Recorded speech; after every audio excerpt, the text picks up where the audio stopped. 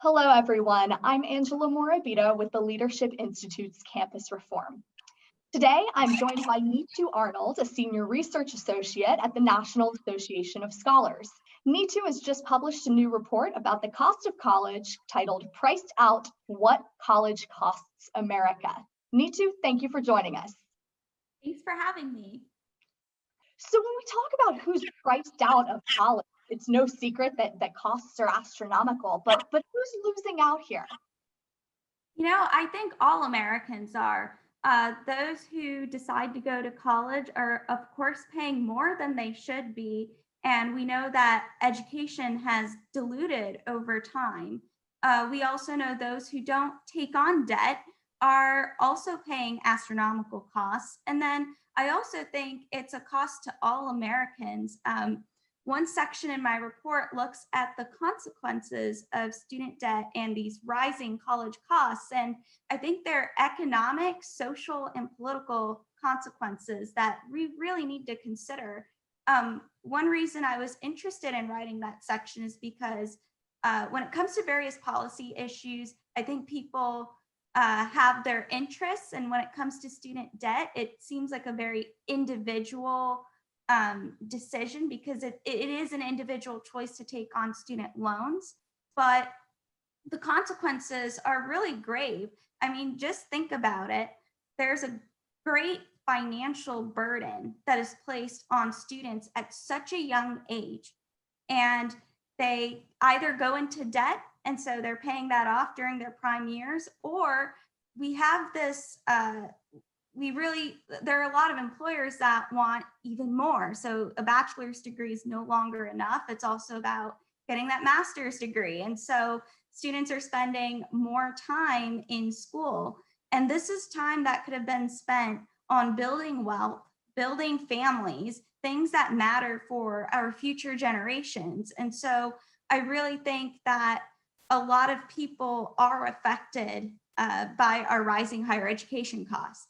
And one of the social consequences you talk about in this report is that students and borrowers with student debt are doing things like getting married, buying houses, having children later on in life than their parents or their grandparents did.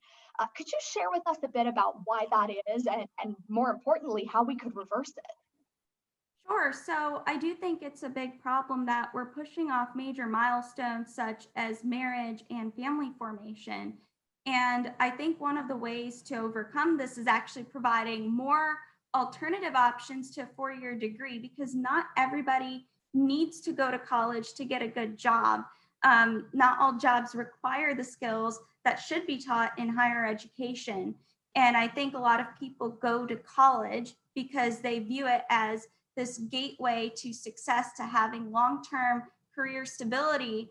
And in many ways, when you're thinking about career stability, you are thinking of how to support stable families. And so I do think we need more policies that try to make that connection between stable family formations and just more affordable education options.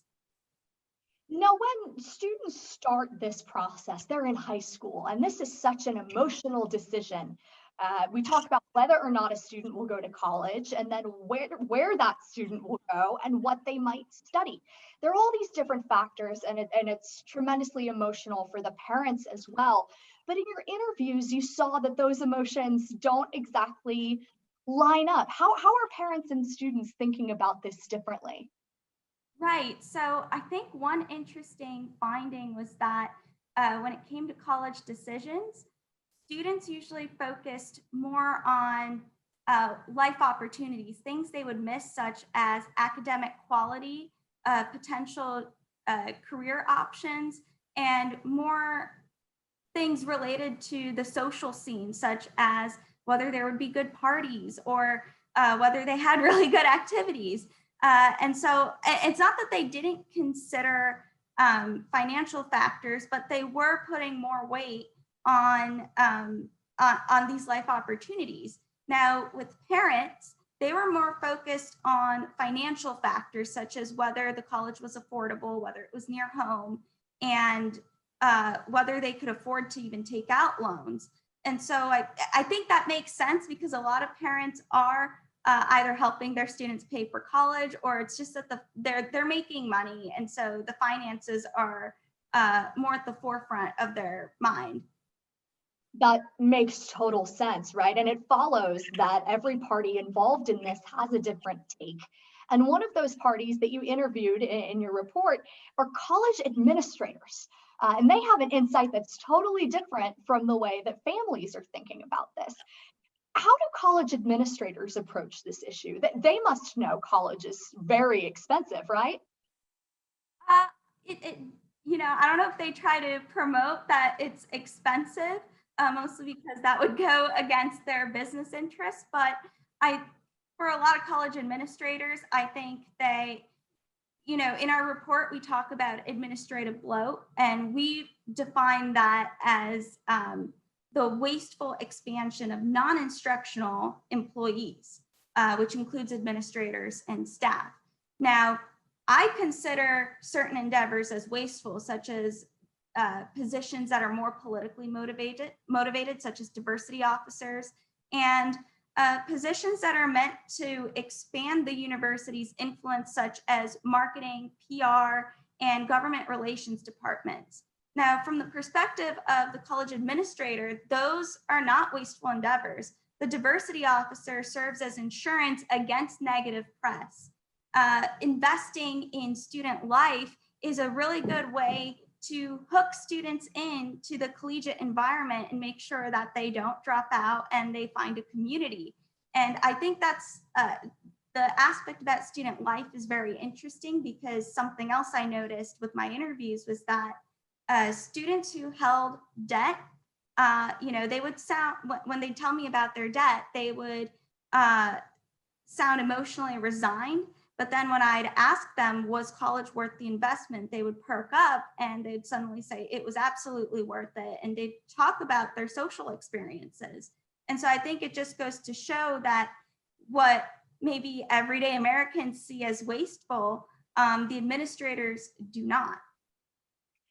And that's interesting because no matter what, the cost is very high, and college administrators have to justify that price tag to students and families, whether they're going to pay out of pocket or take loans or get grant funding. But one thing you picked up on is that very few students actually pay the sticker price to attend college. Why is that? What's the benefit there? Right. So I think one of the reasons a lot of students are not paying the sticker price is because of aid. So particularly, there is the federal student aid system, and some students receive aid such as Pell Grants or other sorts of grants where you do not have to pay the money back. That is the ideal situation to be in. But many students are also offered federal student loans, and in those cases, you do have to pay the money back, and there's added interest. I actually think the student aid or the student loan system is a bit misleading, because it makes it seem as if college is affordable at the time students are attending, but in reality, they really have to pay those costs at a later date. So students don't know exactly what they're signing up for, what they're getting into. What should we be doing as a society, maybe within our education system? Maybe this is advice to parents to prepare students with the information they need to make these college choices. Right. And before I answer that question, one thing that I should bring up is that I think a lot of students go into college and they are very optimistic about their career outcomes and their ability to pay off loans. And once they have to pay it, I think it becomes a different story. And so there are a couple of things we could be doing. I think financial literacy should be taught in our K through 12 education system. It should be taught as soon as possible. And one thing we recommend in the report is actually students should be required to take a sort of test before they are able to take out any federal student loans. They should be aware of what an interest is, for example, or what APR stands for. And they should also see firsthand what they may owe after going to school. I think if students saw those numbers right away, they may even consider whether higher education is the right path for them or whether they should consider another option. So greater knowledge could make the difference. It's about equipping people with what they need to know what they'll be facing on the other side of their college experience. And let's keep going with the college experience here. You had students tell you that their college experience was a lifetime highlight, that it was wonderful, it was worth it. That's great until a pandemic hits, and now we have people who are going to college without the college experience. So would you say the pandemic is an inflection point? Do you think there are lasting changes here about the way that college is priced and about who goes and how they pay for it? Right. So I do think we've romanticized going to college for a long time. I mean, just look at any teen movie where they where they show a student who dreams about going to college, getting away from their parents and gaining this sort of independence. And I think students and families have known for a while that college costs have been increasing, but I think the pandemic was an opportunity to see whether their costs were actually worth it, whether taking an online class was worth the same amount as going on campus, taking the classes in person, and also just getting the college experience. And so I do think we should, this is the prime time to consider alternative options to a 4-year degree. And those alternative options could look really different from what we think of as higher ed today. You included apprenticeships and sort of on-the-job training programs in the report. What sort of students do you see benefiting from that? And who should be looking into this? Right. So I think the people that would benefit from apprenticeships or anything that's outside of a bachelor's degree would be those who are really career oriented, and maybe they need some higher education, but they really require just more experience in the field. One idea I actually propose in the report is that colleges should offer a separate vocational track from their 4-year degree track. So the 4-year degree would serve those who may be going into research, academia, or another field that requires extensive higher education. But then I think there should also be a career track for those who are interested in a vocation. And so this track would be 2 to 3 years long. It would be geared towards those who really need a combination of higher education and work experience. And I think some disciplines that could fall in this area include journalism and elementary school education. The professions you mentioned are somewhere experience matters more than almost anything, where you have to have the know-how, but experience is really what counts. And it's such a common refrain for recent graduates who say, I had a stellar GPA, I had all my extracurriculars, I have great recommendations from faculty, not to mention a great group of friends and a network that they graduate into the world with. And then they look at every entry-level job description that wants 3 to 5 years of experience. And they say, well, I don't have that. I was busy getting a 4-year degree. So you talk about credentialism in the report and how employers are expecting higher and higher degrees to do the same job. The job hasn't changed. What is it going to take for employers to realize that their best workforce may lie outside of the traditional college system? You are right that credentialism is a problem. And I think a lot of employers turn to college degrees as this proxy of intelligence, of skills that students are willing to conform to the work environment. And I think a big reason for that actually has to do with a Supreme Court ruling back in the 1970s. In 1971, the Supreme Court ruled in Griggs versus Duke Power Company that employers could not use intelligence or aptitude tests that resulted in a disparate impact based on race, sex, or any other protected class.